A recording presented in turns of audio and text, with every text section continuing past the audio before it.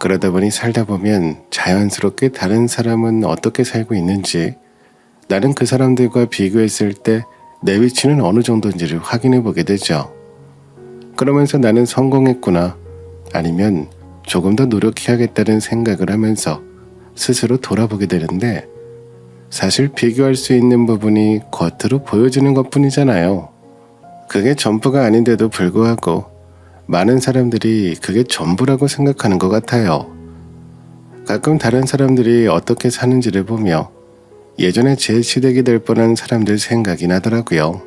눈에 보이는 것만으로 사람을 판단했던 분들이 제 시댁 어른들이 될 뻔했지만, 다행히도 저는 중간에 탈출하게 됐습니다. 혹시나 제 시댁과 같은 사람을 만나게 되면 피하시라는 마음에 부끄럽지만 제 이야기를 남기게 됐어요. 저는 다른 곳도 아닌 상견례 자리에서 파혼을 결정하게 됐죠. 그때 생각해보면 믿었던 예비 신랑이 그렇게 변할 거라고는 정말 꿈에도 생각하지 못했습니다. 저희는 같은 대학을 다녔던 사이였어요. 하지만 아시다시피 대학교는 고등학교와 다르게 수업도 다 각자 듣고 본인 시간표에 맞춰서 움직이게 되잖아요. 저희도 그랬었죠. 그때도 저희 집이 천안이었는데 가끔 아침에 늦잠 자거나 종종 기차를 놓치게 될 때는 아버지가 차를 타고 대학교까지 데려다 주시곤 했습니다. 저희 아버지가 사장님이셨다 보니 시간적인 제약이 많지 않아서 이렇게 제가 도움이 필요할 때면 데려다 주실 때가 많이 있었어요. 제가 대학생이었을 때 저희 아버지 차가 검은색 세단이었는데, 사실 여자인 저는 아버지 차가 뭔지 잘 몰랐습니다. 하지만 남자들은 다르잖아요. 이렇게 부모님이 저를 몇 번 데려다주는 모습을 남자 동기들이 봤었나 봐요. 워낙 차에 관심이 많았던 친구들이 많았으니 자연스럽게 저희 아빠 차가 무엇인지 확인했겠죠. 그런데 보자마자 어떤 차종인지 한눈에 알아봤나 봐요. 그러면서 제가 부잣집 딸이라는 소문이 돌았습니다. 차의 가격대가 다른 건 알고 있었지만 사장님이 많이 타고 다닌다는 차라고 하더라고요. 지금 생각해보면 그때 그렇게 잘 사는 편은 아니었지만 부잣집 딸이라는 소문이 싫진 않았어요. 아마 그때 제 동기였던 예비 신랑도 제 얘기를 들었겠죠. 그때 저희는 그렇게 친한 사이는 아니었습니다. 그냥 대학 동기 딱 그 정도였어요. 그냥 서로 몇 번 대화는 했지만 굳이 따로 만나서 밥을 먹거나 하는 사이는 아니었죠. 그리고 각자의 삶을 살다가 회사에서 다시 만나게 됐어요. 서울에도 회사가 정말 많이 있잖아요. 거기에서 이렇게 대학 동기를 만날 거라고는 생각도 못했던 것 같아요. 그러다 보니 처음에 저는 예비 신랑을 못 알아봤습니다. 대학교 때랑은 다른 느낌이었거든요. 그런데 그 친구는 저를 한눈에 알아봤나 봐요. 아는 척을 하더라고요. 솔직히 회사로 이직한 지 얼마 안 되기도 했었고 아는 사람이 있다 보니 반가운 마음도 들었습니다. 그래서 자연스럽게 대학 동기인 남자친구와 시간을 자주 보내게 됐어요. 여기서 만나니까 느낌이 다른 것 같아. 예전에 너 부잣집 딸이라고 소문난 거 알아? 너희 아버지 차가 엄청 좋았던 것 같던데. 사실 나 그때 물어보고 싶었잖아. 지금도 잘 살고 있어? 어디 살아? 서울? 강남? 아니면 청담? 동창회 모임 있는 건 알지? 그거 애들이 장난친 거야. 부잣집 딸이라니 그런 거 아니야. 그냥 아버지가 작게 사업하시는 거지. 나는 천안에 살아. 서울이 아니라서 마당 있는 집에서 살고 있는 거지. 사실 서울이었으면 마당 있는 집은 좀 어렵지 않았을까? 너는 어떻게 살았어? 이 직장에 계속 있었던 거야? 아니면 너도 이직해서 온 거야? 나 저번에 핸드폰 번호가 바뀌어서 이번에는 연락을 못 받았어. 어디에서 만나는지 나도 좀 알려주라. 처음에 만났을 때는 어떻게 지냈는지, 그리고 어쩌다 이 회사를 오게 됐는지 등에 대한 근황을 나누느라 정신이 없었습니다. 그런데 대학교 때는 다르게 말도 잘 통하고 생각보다 재밌는 면도 있더라고요. 그런 모습에 호감을 느꼈던 것 같아요. 그래서 자연스럽게 퇴근하고 나서도 따로 만나 저녁도 먹고 주말에 데이트하는 날들도 늘어났죠. 그러다 보니 자연스럽게 교제를 시작하게 됐어요. 동창 모임에도 같이 나가게 됐는데 그때 저희가 커플이 된 모습을 보고 놀란 친구들이 한둘이 아니었어요. 저희가 이렇게 교제를 시작했을 때 제가 33살이었습니다. 그러다 보니 결혼하기 젊은 나이라 하기엔 조금 많은 것 같고 그렇다고 많다고 결혼에 서두르기엔 적은 것 같은 느낌이라고 할까요? 좀 애매했죠. 막연하게 결혼을 하고 싶다는 생각은 했지만 만나는 사람이 없었어서 깊게 생각은 못했지만 다른 것보다도 결혼을 하게 되면 아이는 꼭 낳고 싶었어요. 이렇게 서로 중요하게 생각하는 부분들을 얘기하면서 결혼에 대해 어떻게 생각하는지 등을 얘기했었습니다. 아무래도 둘 다 적은 나이는 아니어서 교제를 하는 중간중간 결혼을 하면 어떨까? 라는 생각을 많이 나눴던 것 같아요. 그리고 시부모님이 될 분들에 대해서도 많이 궁금했습니다. 그래서 자연스럽게 이런저런 질문을 많이 했었죠. 시부모님들은 어떤 분이셔? 나는 시댁이든 친정이든 적당히 거리가 있었으면 좋겠어. 너무 가까우면 부딪힐 일도 많을 것 같고 그렇다고 너무 멀리 있으면 왕래하기도 힘들잖아. 그래서 딱 중간 정도에 살았으면 좋겠는데 우리 집은 천안이고 당신은 서울이니까 우리는 수원이나 용인 정도? 근데 그럼 우리 회사 출퇴근하기 너무 힘들려나? 제가 서울이 아닌 다른 지역에서 같이 신혼집을 알아보자는 말을 하니 예비 신랑은 그런 생각은 해본 적이 없다는 표정으로 저를 쳐다봤습니다. 당연히 서울에서 살아야 한다는 생각을 갖고 있었나 봐요. 나는 서울에 살았을 때 누린 게 많아서 우리 애도 서울에 살면서 이것저것 다양한 문화 체험을 해봤으면 좋겠어. 아무래도 시골로 내려가게 되면 그런 혜택들을 누리기 어렵잖아. 뱀의 머리가 되는 것보단 용의 꼬리가 되는 게 낫지 않겠어? 사실 나는 경기도 쪽으로 나가는 것도 좀 별로야. 예비 신랑이 서울만 고집하는 모습이 조금 신경 쓰이긴 했습니다. 저는 경기도도 아닌 천안시에 거주하고 있었으니까요. 괜히 저희 친정집이 시골이라는 말을 하진 않았는데 저 스스로 찔리는 기분이랄까요. 저는 서울에서 태어났지만 저희 아버지가 사업을 하면서 천안으로 이사를 간 거였습니다. 어린 시절부터 서울로 대학을 오기 전까지 천안에서 쭉 살았는데 한 번도 부족하다는 느낌이 없었거든요. 그래서 꼭 서울에 살아야지란 생각은 없었는데 저보다 서울 태생이었던 예비 신랑은 서울에서 꼭 살아야 된다는 말을 하더라고요. 저는 어디에 신혼집을 마련하는 게 엄청 중요한 부분은 아니어서 맞추면서 결정하면 되겠지라고 생각했었어요. 그런데 예비 신랑이 서울을 선호하는 모습을 보며 서울에 살 수 있으면 나쁠 건 없지 라는 생각을 하게 됐죠. 그런데 지금 생각해보면 이런 것들도 조금 허세였던 것 같긴 해요. 능력이 되면 어디를 살아도 문제가 없지만 그땐 둘 다 그런 능력이 없었어요. 만약 서울에 산다고 하더라도 외곽이나 오래된 아파트 정도 겨우 살 수 있는 돈밖에 없었거든요. 하지만 당장 신혼집을 구할 건 아니었다 보니 그때는 그런 생각을 하지 못했습니다. 이렇게 둘이서 결혼 얘기가 슬금슬금 나오고 조금씩 구체적인 얘기를 나누게 되니 예비 신랑의 어머니께 연락이 온 적이 있었어요. 모르는 번호로 전화가 오길래 뭐지? 하는 생각에 전화를 받았습니다. 근데 예비 신랑 엄마 되는 사람이라고 하면서 말씀하셨어요. 저기 혹시 지금 통화 되니? 나 정훈이 엄마 되는 사람이야. 다름이 아니라 그냥 우리 아들이 만난다는 사람이 누군지 궁금해서 연락해봤어. 나중에 시간 되면 한번 얼굴 좀 볼 수 있을까? 우리 정훈이가 여자 만난다는 얘기를 들은 게 처음이라 내가 궁금해서 그래. 그래서 제가 물론이죠.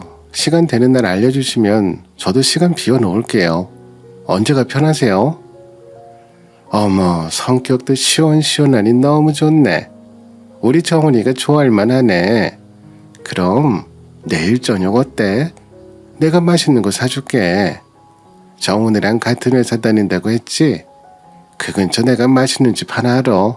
혹시 초밥 좋아해? 내일 만나는 건 정훈이한테 얘기하지 말고 나는 우리 둘이만 보고 싶은데 괜히 정훈이 따라오면 신경 쓰이니까. 내 말 무슨 말인지 알지? 네, 어머니. 저 초밥 좋아해요. 그럼 장소 알려주시면 제가 내일 시간 맞춰서 그쪽으로 가겠습니다. 시어머니는 예비 신랑한테 우리 만난다는 말을 하지 말라고 했습니다. 아무래도 여자끼리 있는 것과 남자 한 명이라도 같이 있는 것과는 느낌이 다르니까요. 다른 것보다 아들이 만나는 여자가 누군지 궁금하신가 보다라는 생각만 했었어요. 가끔씩 제가 예비 신랑에게 시부모님에 대한 얘기를 물어봐도 자세한 말을 해주지 않았거든요. 워낙에 말이 많지 않은 성격이라는 건 알고 있었지만 궁금한 얘기까지도 안 해주는 편이라서 시부모님을 어떻게 대해야 하나라는 생각에 어려운 부분이 있었습니다. 그래서 이번에 시어머니와 단둘이 만나면 잘 보여야지 라는 기대감에 시어머니를 만나러 가게 되었죠. 이때까지만 해도 다른 사람과는 다르게 시어머니와 사이좋은 며느리가 되고 싶었거든요. 그렇게 만난 후 이런저런 얘기를 나누게 되었습니다. 여러 얘기를 나누다가 시어머니께서 저희 부모님에 대해 물어보셨습니다. 사실 어른들의 호구조사는 부모님이 뭐 하시는지 그리고 어디에 사시는지 등이 포함되어 있잖아요. 그래서 저도 올 것이 왔구나 란 생각으로 친절하게 말씀드렸죠. 우리 정훈이가 그러는데 대학교 때부터 잘 사는 집 딸로 유명했다면서 얼마나 잘 살길래 건물주야? 우리 정훈이가 아주 여자 보는 눈이 있다니까. 부모님이 어디서 뭐 하시는지 물어봐도 될까? 서울에 계시려나? 아유, 너무 실례되는 질문인가? 그런데 이제 서로 결혼하게 될 수도 있는데 물어볼 건 물어봐야지. 그래서 제가 네, 궁금한 거 있으면 여쭤보세요. 저희 부모님이 건물주는 아니시고요. 그냥 사업하세요. 지역도 서울은 아니고 천안이에요. 서울에서 태어나긴 했는데 저희 아빠 공장을 좀 확장하시면서 그쪽으로 이사를 가게 됐어요. 아무래도 넓은 공장 부지가 필요했었거든요. 아, 천안, 서울이 아니셨구나. 나는 부잣집 딸이라고 하고 아버님이 사업하신다는 말에 당연히 서울에 살고 있는 줄 알았지. 그랬구나. 아무래도 거리가 좀 있네. 왔다 갔다 힘들겠다. 저희 친정이 천안이란 얘기를 들으시자마자 시어머니 태도가 묘하게 차가웠다는 기분이 들었습니다. 뭐랄까 눈에 띄진 않지만 질문하시는 부분이 확 줄어든 기분이었죠. 그래서 그 뒤로는 제가 이것저것 물어봤는데 대답은 해주시지만 그 뒤로는 더 대화가 안 되는 기분이었어요. 흐름이 뚝뚝 끊기는 기분이 들었죠. 그게 시어머니와의 저의 첫 만남이었습니다. 시어머니는 만난 사실을 정훈 씨한테 얘기하지 말라고 했지만 그래도 얘기를 안 하자니 찝찝한 기분이 들었어요. 그래서 저희 데이트하는 날에 시어머니를 만났다고 얘기했어요. 사실 나 엊그제 어머님이랑 같이 저녁 먹었어. 당신한테 얘기하지 말라고 하셨지만 뭐 우리 사이에 이런 걸로 비밀 만드는 것도 웃기잖아. 그런데 우리 부모님 어디 사시는지 물어보신 후로는 별 말씀 안 하시더라고. 혹시 집에서 내 얘기 나온 건 없어? 어머니가 나에 대해서 뭐 물어보시는 게 있다거나 그런 것들. 그러자 예비 신랑은 글쎄 엄마랑은 따로 얘기를 안 해봐서 근데 별 말씀은 없으셨던 것 같아. 그리고 뭐 얘기할 만한 게 있나? 엄마 마음에 안 들어도 뭐 내가 결혼할 사람이니까 그냥 궁금하셔서 얼굴 한번 보자고 만나자고 한 거였겠지. 그리고 딱히 할 말이 없었으니 더 이상 얘기를 안 하지 않으셨을까? 당신은 어땠어? 불편하지 않았어? 나한테 얘기를 하지. 그럼 같이 가거나 그랬을 텐데. 아니야. 여자들끼리 보고 싶을 때도 있으니까, 그리고 어머니가 둘이서 보자고 했으니 나도 점수도 딸 겸 그렇게 한 거였지. 이제 자주 볼 텐데 나중에는 시간 맞춰서 다 같이 밥 먹는 것도 좋을 것 같아. 예비 신랑도 시어머니 얘기를 할 때 보면 좀 편안해 보이지 않는 모습이었습니다. 그런데 아들이니까 그럴 수 있다고 생각했어요. 딸은 나이가 들면서 엄마랑 친구가 되지만 아들은 커가면서 엄마랑 거리가 생기잖아요. 그래서 예비 신랑도 그런가 보다 했죠. 그날 데이트 때는 제가 차를 갖고 온 날이어서 예비 신랑을 집 앞까지 데려다 줬어요. 그런데 갑자기 선물 줄 게 있다고 하면서 잠깐 기다려보라고 하더라고요. 설레는 마음으로 차 안에서 기다리고 있었습니다. 근데 시어머니가 제 차로 가까이 오셨어요. 저는 놀라서 얼른 차에서 내린 후 인사를 드렸죠. 근데 시어머니 표정이 뭔가 탐탁치 못한 느낌이었습니다. 저는 슬그머니 눈치를 살폈어요. 나는 우리 집 앞에 외제차가 있길래 누구 차인가 했거든. 그런데 너 차였니? 너는 나이도 있으면서 이런 차를 끌고 다니니? 지방 살면서 이런 외제차 끌고 다니면 겉멋만 들었다고 생각해. 우리가 가족들 사이니까 내가 이런 얘기도 해주는 거야. 다들 앞에서는 좋은 차라고 하지. 지방 사는 애가 이런 외제차 타고 다니면 다들 안 좋게 생각해. 이런 거 타고 다닐 시간에 부지런히 돈 모아서 시집올 생각을 해야지. 요즘 경차도 좋은 거 많은데 이 비싼 걸 타고 다녀. 혹시 이거 대출 있는 거 아니야? 아니에요. 저희 부모님이 회사 취업하면서 편하게 출퇴근하라고 사주신 거예요. 아무래도 여자가 경차 끌고 다니면 무시한다고 그래서 일부러 좋은 차로 뽑아주신 거예요. 그랬구나. 부모님이 외동딸이라 신경 많이 쓰셨구나. 그런데 너무 무리하신 거 아니니? 저번부터 묘하게 저희 집이 지방이라는 말투로 얘기하시는데 기분이 좋진 않았죠. 사실 서울이 아니라고 해서 못 사는 집은 아니잖아요.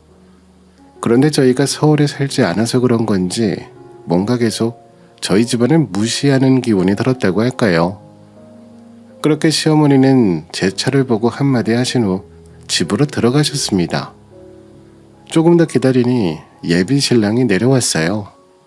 그런데 제 표정이 별로 안 좋았나 봐요. 무슨 일이 있었냐면서 물어봤어요. 왜 나와서 기다리고 있어? 표정은 왜 이렇게 안 좋아? 나 잠깐 올라간 사이에 무슨 일이 있었어? 엄마 이제 막 들어오던데? 원래는 차 안에서 기다리고 있었는데 시어머니가 내 차 쪽으로 오시더라고. 그래서 차 안에 앉아서 창문만 띵 내려서 인사하기 좀 그렇잖아.